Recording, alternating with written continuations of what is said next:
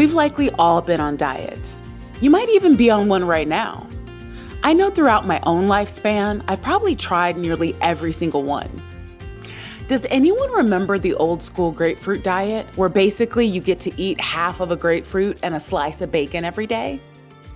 I was put on that diet in grade school. Dieting fads have been around since the beginning of time, and despite research letting us all know that 95% of all diets fail, we keep trying to be in the 5%. Today, I'm going to talk about some of the reasons why diets fail and a few suggestions on what to do instead. Welcome back to Savvy Psychologist. I'm your host, Dr. Monica Johnson. Every week on this show, I'll help you face life's challenges with evidence-based approaches, a sympathetic ear, and zero judgment.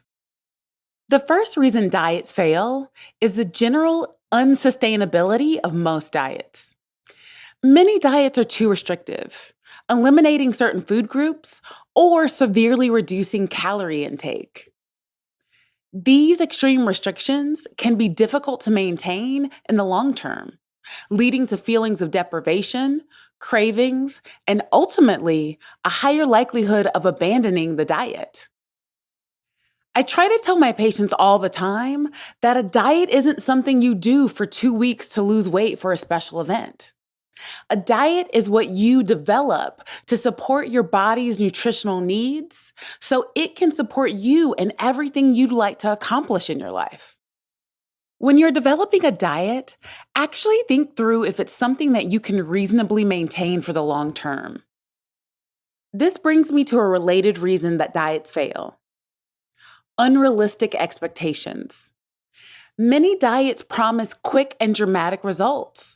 But when the expected results are not achieved within a short time frame, individuals may feel discouraged and abandon the diet. Additionally, when I talk to people who have tried 1,000 different diets and haven't been able to meet or maintain the unrealistic expectations, they want to give up on taking care of themselves altogether. That's not good for longevity and quality of life. So the next point I want to make is that your body wasn't built for pretty. It was built for performance. What drives us to create unsustainable diets and have unrealistic expectations is cultural and societal influences. Based on your specific background, those cultural influences may vary slightly. In some cultures, you want to be as skinny as possible. I remember watching movies and shows where everyone was a size 0 to 6. And they would talk about size 6 like that was on the fat end of the scale. In other cultures, maybe the goal is to be thick in all the quote unquote right places, which means trying to have a 20-inch waist with 60-inch hips, or else their anaconda won't want none. When you focus on being whatever the current pretty trend is, you can lose sight of the fact that your body is focused on keeping you alive and functioning as best it can. As we've already discussed, many fad diets encourage extreme eating habits, and your body is only going to respond the way that evolution intended. One way that your body responds is through metabolic adaptation. When calorie intake is significantly reduced for a prolonged period, the body adapts by lowering its metabolic rate. This means that the body becomes more efficient at conserving energy, making it harder to continue losing weight or maintain weight loss over time. Another side effect can be the dreaded weight loss plateau. As the body adjusts to a lower calorie intake, weight loss may initially occur, but eventually taper off and flatline. This can be frustrating and demotivating, leading to a loss of adherence to the diet. Hopefully, you're beginning to understand how this one-size-fits-nobody approach isn't going to work. Which brings me to the last reason that diets fail: lack of individualization. Diets often follow a one-size-fits-all approach, disregarding individual differences in metabolism, genetics, lifestyle, and preferences. Each person's nutritional needs and responses to different dietary approaches vary, making personalized and flexible approaches more effective. So, those are 4 reasons that diets fail. Now, I'll give you 6 guidelines that can be helpful in managing your diet in a healthy way. First, establish realistic and achievable weight loss or weight maintenance goals. Aim for gradual and sustainable progress rather than quick fixes or dramatic measures. No one likes to hear this, but slow and steady is the best approach here. Next, adopt a balanced diet.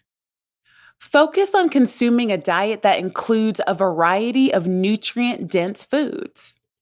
Incorporate fruits, vegetables, whole grains, lean proteins, and healthy fats into your meals. Reduce your intake of processed foods, sugary drinks, and foods high in saturated and trans fats. Listen to your body. Pay attention to how your body responds to different types and amounts of certain foods. Mindfulness is your best friend here in crafting a diet that is tailored to your body. Which brings me to my next suggestion. Practice mindful eating. Develop awareness of your eating habits and cultivate mindful eating practices. Pay attention to hunger and fullness cues. Eat without distractions. This means getting rid of screens or multitasking.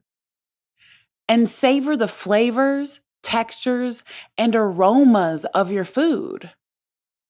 Moreover, I find that when you have a mindset of having a balanced diet coupled with mindful eating, it can really be a game changer. For instance, no matter what anyone says, I am always going to maintain that I have a sweet tooth. I grew up in a family where sweet teeth were satisfied with ice cream and fun-sized Kit Kats. Because of that, those are the kinds of food that I always associated with sweetness. And that is what I would crave. Using mindfulness skills, I have discovered a wider array of foods that can satisfy my sweet tooth, like fruit. I'm currently eating these yogurt parfaits that are truly delicious, but also give me good nutrients like dairy, grains, and fruit servings. Additionally, when I do have ice cream, I tend to have better portion control because I am mindful of when I am satisfied and I stop at that point. Fourth, you need to prioritize getting enough quality sleep. Lack of sleep has been associated with disruptions in appetite regulating hormones, increased hunger, and a higher risk of weight gain. Aim for 7 to 9 hours of sleep per night and establish a consistent sleep schedule. Fifth, manage stress. Unfun fact, chronic stress can contribute to weight gain. Finding healthy ways to manage your stress can aid in the overall effectiveness of your diet in the long term. Engage in stress-reducing activities such as exercise, meditation, deep breathing, yoga, or engaging in hobbies you enjoy. Last but not least, monitor your progress. Keep track of your progress using objective measures such as body weight, body measurements, or body fat percentage. However, remember that weight is just one aspect of health, and focus on other indicators of well-being, such as energy levels, strength, and overall fitness. Due to your own health, you may need to have weight loss as a goal, but it doesn't have to be your only goal. I strongly recommend adding in non-scale victories as a way to monitor your progress as well. I know for myself, who has always been obese and over 400 pounds at my top weight, this mindset shift was a game changer. Here are a few examples of non-scale victories to get you started. Being able to complete 10 regular push-ups, running 1 mile, or being able to touch your toes. This allows you to focus on body function and how it supports your daily lifestyle rather than fitting into a specific aesthetic, which may be unrealistic for you. What is a non-scale victory that you want to focus on? Let me know on Instagram at KindMindPsych. You can also reach out to me via my email at psychologist@quickanddirtytips.com or leave a voicemail at 929-256-2191. If you're looking for more nutrition and fitness tips, you should check out Nutrition Diva and Get Fit Guy, 2 other podcasts on the Quick and Dirty Tips Network. Both of these podcasts are all about long-term health and wellness and feature easily digestible tips just like my show. The Savvy Psychologist is a Quick and Dirty Tips podcast. It's audio engineered by Steve Rickyberg with script editing by Adam Cecil. Our podcast and advertising operations specialist is Morgan Christensen. Our digital operations specialist is Holly Hutchings. Our marketing and publicity associate is Davina Tomlin.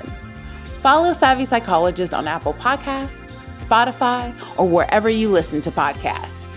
That's all for this episode of Savvy Psychologist. Thanks for listening, and I'll see you next week.